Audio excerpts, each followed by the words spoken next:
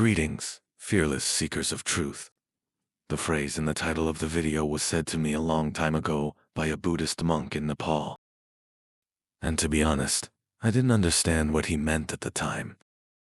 Many years of various practices passed before I realized the meaning of this phrase.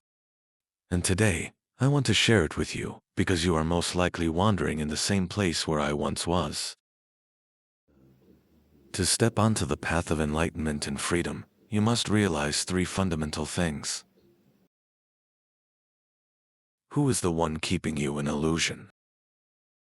The mind, which we rely on so much, is not a tool for true understanding. It was never created for that. But you have other direct channels to true knowledge. Who are you really? Moreover, you must realize all of this not with your mind, but by experiencing it firsthand. Without experiencing it yourself, all of this will remain just someone else's words. Empty sounds, concepts you accept on faith. And let me emphasize, these are the necessary prerequisites to begin the path of enlightenment, not to become enlightened. But you will be moving in the right direction.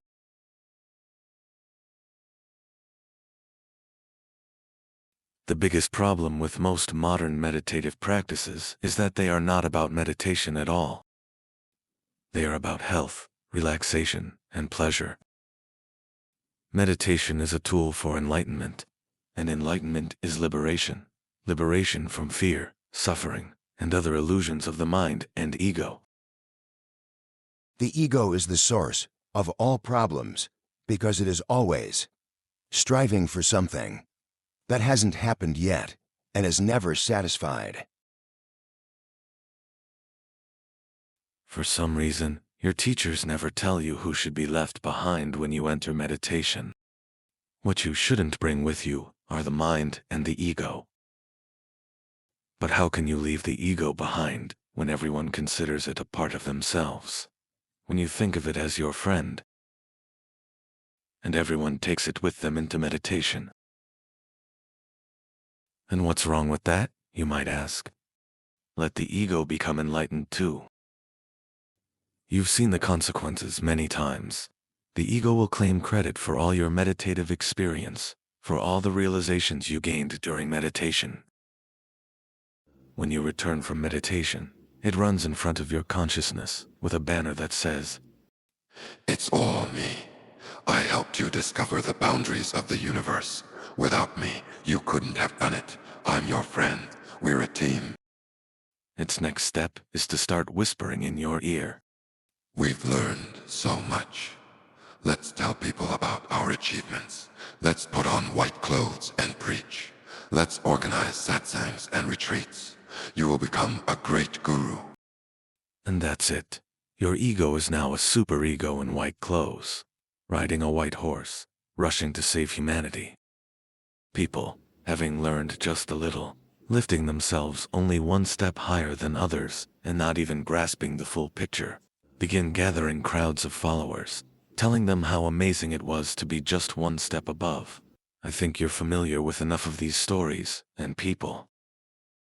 The funniest part is that all these so-called gurus say the same thing, that the ego doesn't actually exist. Yet, in reality, they are only defending it. They will protect their friend at any cost. They say, the ego is an illusion that we have created ourselves. Well, what else could they say? They only speak what our ego wants to hear, what we want to believe. But people are not capable of creating such a brilliant mechanism as the ego on their own. It is the work of someone far superior to us in intellect. We can only deceive ourselves and convince ourselves of all sorts of foolishness.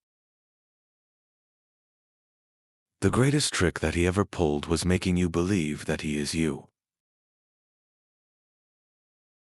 And what is it that you truly want? To indulge your illusory ego, or to know the truth? Do you still wish to meet the creator of your ego and the source of your thoughts? All I am offering is the truth, nothing more. At this point, most have left us. Only the bravest remain.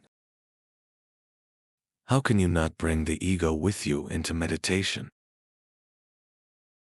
The solution consists of 2 steps. Disidentification from the ego. This is what the Buddhist monk was talking about. To do this, you must not just conceptually imagine that you have an ego, but truly see it, feel it, with your entire consciousness. Understand its motivations and methods of influencing you. You must clearly realize that it is not you. It is something entirely separate from you, with its own motivation.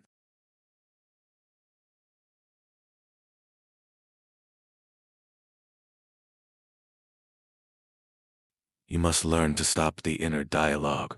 Learn to make the ego quiet, even if just for a little while. If you learn this, you will be able to know everything. All the knowledge of the universe will become available to you. For the only thing standing between you and the truth is the ego.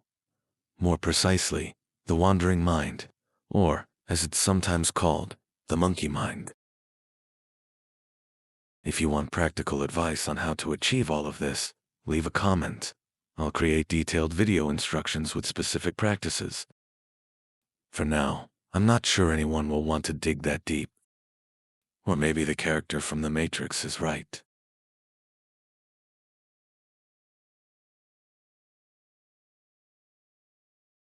Ignorance is bliss.